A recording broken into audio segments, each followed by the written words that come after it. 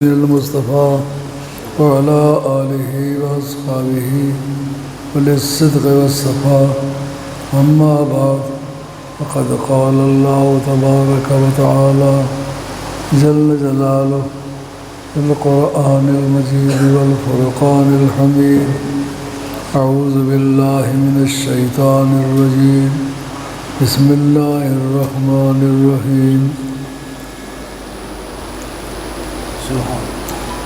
وَلَقَدْ أَرْسَلْنَا مُوسَى بِآيَاتِنَا أَنْ أَخْرِجْ قَوْمَكَ مِنَ الظُّلُمَاتِ إِلَى النُّورِ وَذَكِّرْهُمْ بِأَيَّامِ اللَّهِ صدق اللَّهُ مَوْلَانَا الْعَظِيمُ وَبَلَّغَنَا رَسُولُهُ النَّبِيُّ الْكَرِيمُ وَنَحْنُ عَلَى ذَلِكَ مِنَ الشَّاهِدِينَ والشاکرین والحمد للہ رب العالمین الصلاۃ والسلام علیک یا سیدی یا رسول اللہ وعلی آلک وصحبک یا حبیب اللہ الصلاۃ والسلام علیک یا سیدی یا رسول اللہ وعلی آلک وصحبک یا حبیب اللہ۔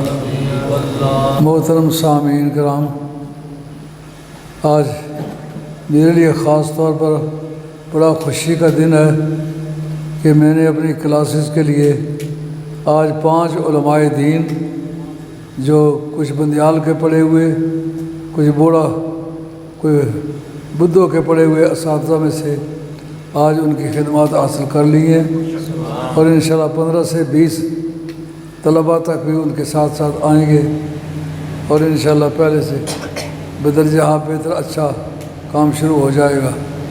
اس لیے تمام طلباء جو پڑھنے والے ہیں، جو آگے پیچھے مختلف مساجد میں کام کرتے ہیں مگر ان کی کتابی تکمیل نہیں ہو سکی، ان کے لیے بھی موقع ہے کہ وہ باقاعدہ داخلہ لیں اور کتابی تحقیقات کو مکمل کریں، جو ان کا نصاب ہے وہ پورا کریں۔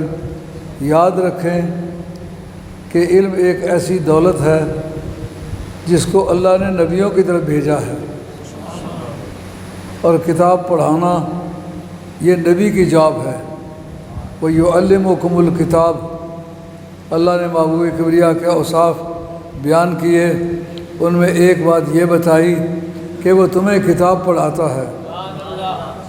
جتنا کوئی بڑا آدمی ہوتا ہے اتنی بڑی جاب ہوتی ہے اس کی، نبی سے بڑھ کر کوئی شخصیت کائنات میں ہوتی نہیں، اس لیے تعلیم کتاب سے بڑھ کر بڑی جاب کوئی نہیں ہے۔ اور نبی کریم صلی اللہ علیہ وسلم کی بارگاہ میں جو لوگ پڑھے ہیں ان کے کمالات دیکھنے میں آتے ہیں کہ حضرت عمر فاروق رضی اللہ عنہ کے زمانے میں جو ایجوکیشنل سسٹم ہے اس کو سسٹمٹائز کیا گیا، اور اس زمانے میں گریجویشن قرآن کے حفظ تھا۔ جن کو قرآن مجید یاد ہے وہ اپنا کینڈیڈیچر پیپر پیش کر سکتے ہیں۔ آج کل کمیشن کے لیے چاہتا ہے نا، کہتے ہیں BA یا MA کم از کم ہونا چاہیے، اس سے نجی تعلیم گریجویشن کے لیے کینڈیڈیٹ ہونے کی اہلیت نہیں ہے۔ اس لیے انہوں نے کہا جو قرآن جانتا ہے نا، قرآن کا حافظ ہے، وہ کم از کم کینڈیڈیٹ ہو سکتا ہے۔ اب اس میں مقابلہ ہوا، فری کمپٹیشن۔ اچھا، مقابلہ کس چیز میں ہوگا؟ جو قرآن مجید میں بہت اچھی طرح پڑھ سکتا ہے، اس نے قرات کا مقابلہ ہوا، مخارج اور صفات، حرف کہاں سے نکلتا ہے اور کیسے نکلتا ہے۔ علم تجوید کا موضوع مخارج اور صفات ہے۔ یہ جو قاری کہتے ہیں یہ علماء کا غلط العام ہے، اس کو قاری نہیں کہنا چاہیے، مجود کہنا چاہیے۔ قرات کا موضوع روایت ہے، مخارج اور صفات اس کا موضوع نہیں ہے۔ حرف کیسے نکلتا ہے، کہاں سے نکلتا ہے، کہاں سے نکلتا ہے اس کا جواب ہے مخرج، کیسے نکلتا ہے اس کا نام ہے صفات۔ اس حرف کی کون کون سی صفت ضروری ہے، کون کون سی غیر ضروری ہے، کون سی صفات ادا ہوں تو حرف ادا ہو جاتا، نہیں تو نہیں ہوتا۔ مقابلہ ہوا، اب جب اس سے پورے نکلے نہیں چھلنی، اب ایسا کرنا ہے کہ ذات و صفات باری تعالیٰ کے بارے میں جو آیات ہے وہ کل کتنی ہے، اس پر عقیدے کی بنیاد ہے۔ قرآن سے اپنا عقیدہ تلاش کریں۔ صفات باری تعالیٰ کتنی ہیں جو قرآن نے بیان کی ہیں؟ صفات باری تعالیٰ کا جائزہ یا عطا کوئی شخص نہیں کر سکتا، لیکن قرآن نے کتنی بیان کی ہیں، اس کا مقابلہ ہوا۔ اب اس کے بعد احکام القرآن، legal aspect of the holy Quran, جس وقت تفسیر میں لفظ آ جائے احکام القرآن، اس کا مطلب یہ ہے اس کے اندر بحث سارے قرآن کی نہیں ہوگی، صرف ان آیتوں کی ہوگی جن کے اندر امر اور نہی ہے، سول لا یا کریمنل لا ہے، سول لا اور کریمنل لا، ان دونوں پر بحث ہوگی۔ وہ تفاسیر کہلاتی ہے احکام القرآن، جیسا ہمارے مذہب میں مشہور کتاب ہے ملا جیون بیٹھی کی احکام القرآن۔ احکام القرآن کہا جائے تو یہ سارے قرآن کی تفسیر نہیں، یہ صرف ان آیات طیبات کی تفسیر ہے جو legal aspect of the holy Quran ہے۔ قرآن کا جو قانونی پہلو ہے اس کو ڈسکس کرنے والی آیتوں پر گفتگو ہوگی۔ اس کے بعد اختلاف مذاہب، یعنی چار اہل سنت والجماعت کے مدارس سمجھے جاتے ہیں، ان چاروں نے اپنا عقیدہ یا مذہب یا احکام کہاں سے استنباط کیے؟ مذاہب اربعہ کا تقابلی مطالعہ، یہ اس کا موضوع ہے۔ اب اس کے بعد یہ ہے کہ جہاد سے تعلق رکھنے والی کل آیات کتنی ہے، کن حالات میں کون جہاد کرے، کون جہاد کا پابند ہے، یعنی کب ساری امت پر جہاد ایک وقت میں فرض ہے، وہ کب وقت آئے گا۔ بعض حالات میں جیتے جاگتے صحت مند فارغ البال آدمی پر جہاد فرض ہے، بعض وقت ایسا ہے کہ صرف صحت مند مردوں پر جہاد فرض ہے، بعض وقت حالات ایسے ہیں جب عورتوں پر بھی جہاد فرض ہے، بعض وقت حالات ایسے ہیں نابینوں پر بھی جہاد فرض ہے، چھوٹے بچوں پر بھی جہاد فرض ہے، عورتوں پر بھی جہاد فرض ہے۔ یہ کون کون سے حالات ہوں گے جن کے تحت یہ صورتیں ہوں گی۔ اب جہاد کی آیتوں پر گفتگو ہوئی، کرتے کرتے پورے قرآن کو چھان دیا، شان نزول کہاں کہاں ہے، کس کس آیت کا شان نزول ہے، کیونکہ شان نزول میں پہلا مصداق وہ ہوتا ہے جس کے بارے میں نازل ہوئی ہو، اس کے بعد کی بات ہے۔ مثلا یہ آیا ہے جناب سیدہ عائشہ طیبہ طاہرہ سلام اللہ علیہ، آپ پر تہمت لگی اور جھوٹے ثابت ہونے پر ان کو 80 درے مارے گئے۔ اس میں سب سے پہلا حکم جو ہے جناب سیدہ عائشہ طیبہ طاہرہ سے تعلق رکھتا ہے، پھر قیامت تک جتنے بھی لوگ یہ گناہ کریں گے ان سب کی یہی سزا ہے۔ اب احکام القرآن کے اندر شان نزول کی یہ صورت ہے کہ جو وجہ سبب ہے، سبب نزول ہے، اجماع امت کے ذریعے سے اس سے خارج نہیں کیا جا سکتا، اس کو بیچ میں رکھنا پڑے گا۔ جیسا ان اکرمکم عند اللہ اتقاکم، اس کا شان نزول یہ ہے کہ اتاب بن اسید ایک کافر شخص بعد میں اللہ نے توبہ کی توفیق دی، مسلمان ہوا، اور سرکار نے جب مکہ فتح کیا بلال حبشی رضی اللہ عنہ کو کہا کعبے کی چھت پر چڑھ کے اذان کہو۔ وہ اتاب بن اسید نے کہا یار اس کو اس کالے کوے کے بغیر اور کوئی نہیں مل رہا تھا، اس کو کھڑا کیا، آیت آئی ہے ان اکرمکم عند اللہ اتقاکم، کوئی بھی شخص مراد ہو لیکن حضرت بلال کو نکالا نہیں جا سکتا، پہلے ان کے حق میں نازل ہوئی ہے، لیکن اس کا معنی ہے نزول خاص، سبب نزول خاص اور حکم عام، یہ معنی ہے۔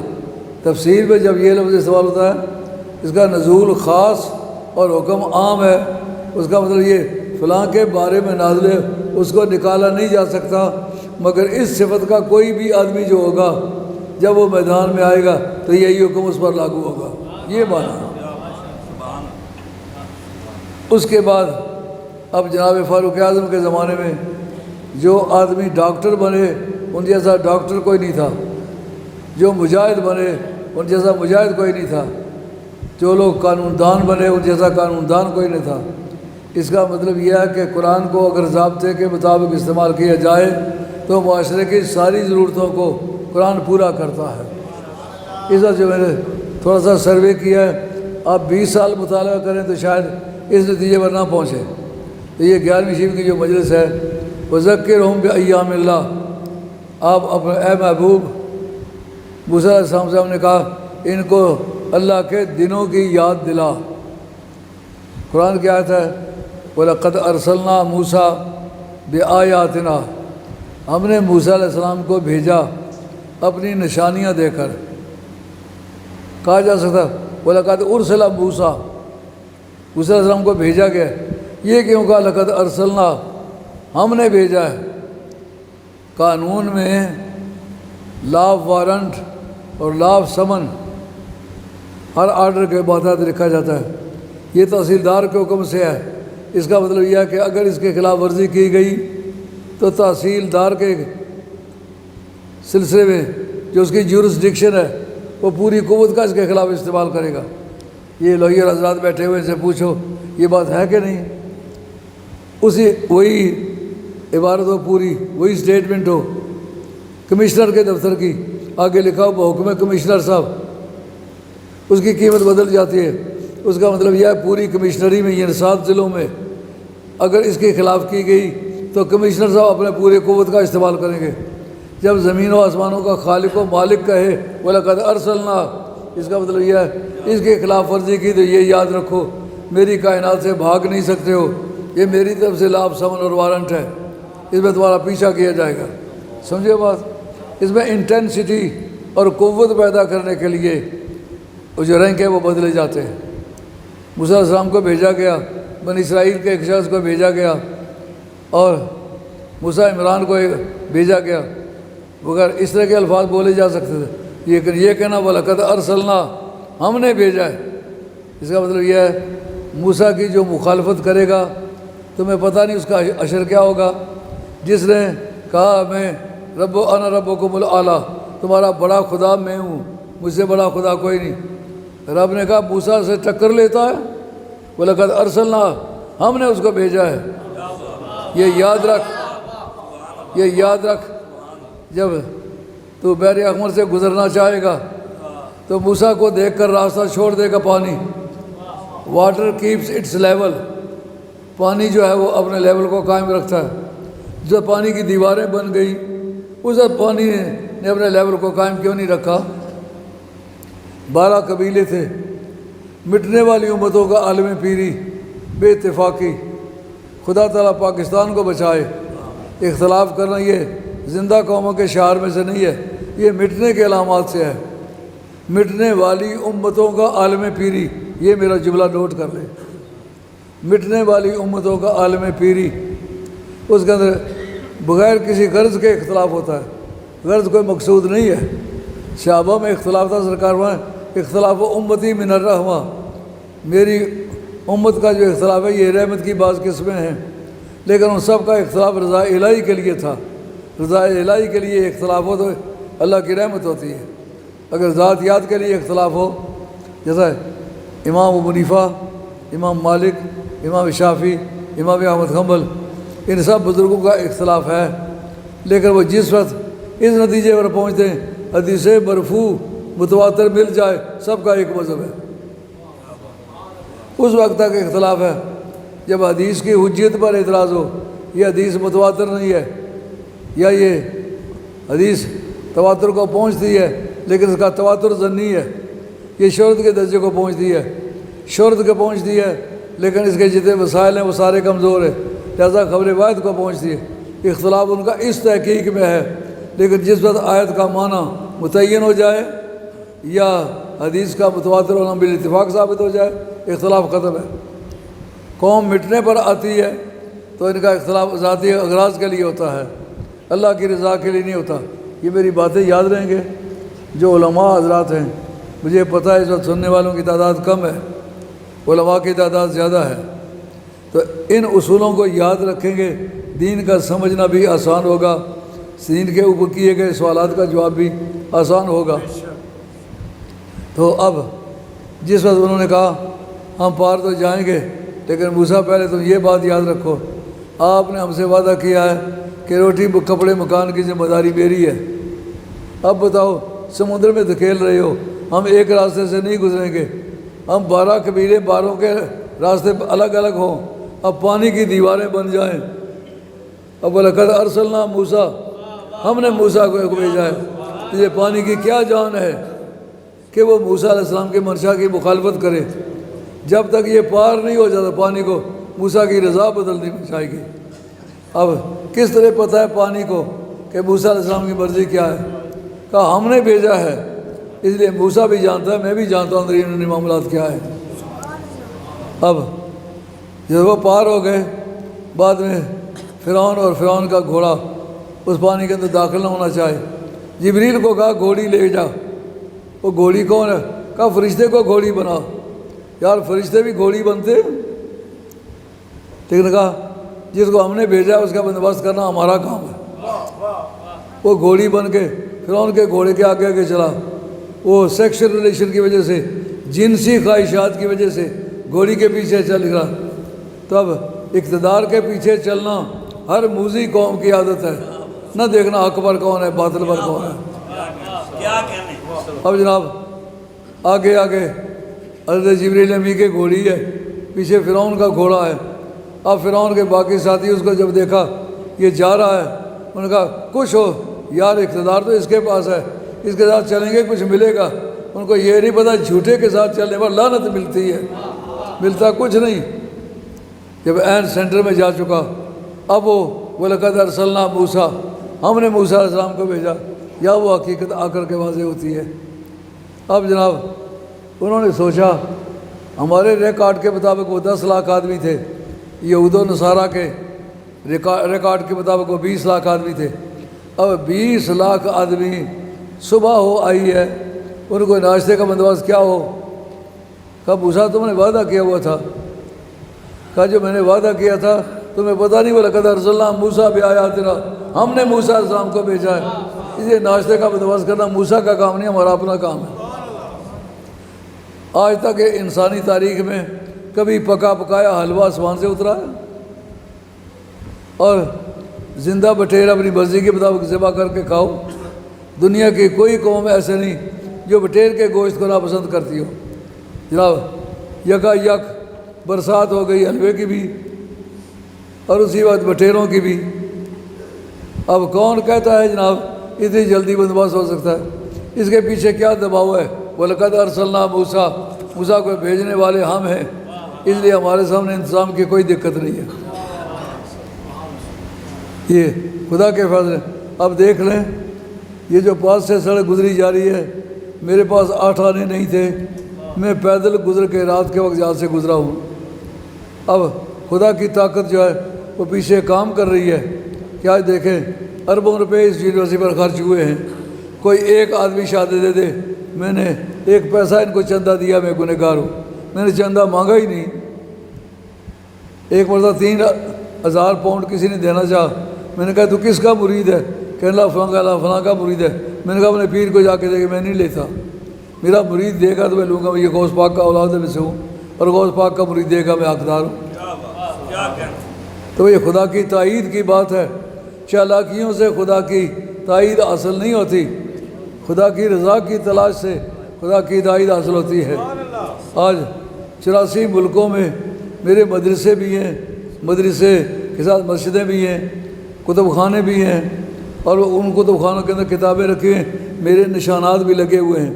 جتنے اختلافی مسائل ہیں، اگر میں 2 دن 4 دن بھی ٹھہرا ہوں، رات دن لگا کر کے میں نے مذہب اہل حق اہل سنت والجماعت کی بالادستی کے لیے جو شواہد مجھے میسر آئے میں نے ان پر نشانات کیے، تاکہ بعد بھی ان کتب خانوں کو کوئی استعمال کرے اس کو پتہ چلے کہ اس کی تائید پر غیبی طاقت ہے. اللہ کا فضل ہوا. اب موسیٰ علیہ السلام کا ہم نے ان کو بھیجا نشانیاں دے کر. ان اخرج قوم کا، یہ ان تفسیریہ ہے، یعنی کہ جس کے معنی ہے، جس کا مطلب یہ ہے کہ آئی مین ٹو سے، میں یہ کہنا چاہتا ہوں، وہ ان تفسیریہ کا ترجمہ ہے. میری مراد یہ ہے کہ ان اخرج قوم کا، موسیٰ علیہ السلام کے بھیجنے کا مقصد یہ تھا آپ اپنی قوم کو نکالیں من الظلمات الی النور. پورے قرآن مجید میں ظلمات کا جب لفظ آئے گا جمع آئے گا، نور جمع نہیں آئے گا. پورے قرآن میں صرف نور آئے گا. اس کی کیا وجہ؟ ظلمات جمع ہے، نور واحد ہے، کا اندھیرے بے شمار ہیں، روشنی صرف ایک ہی ہے۔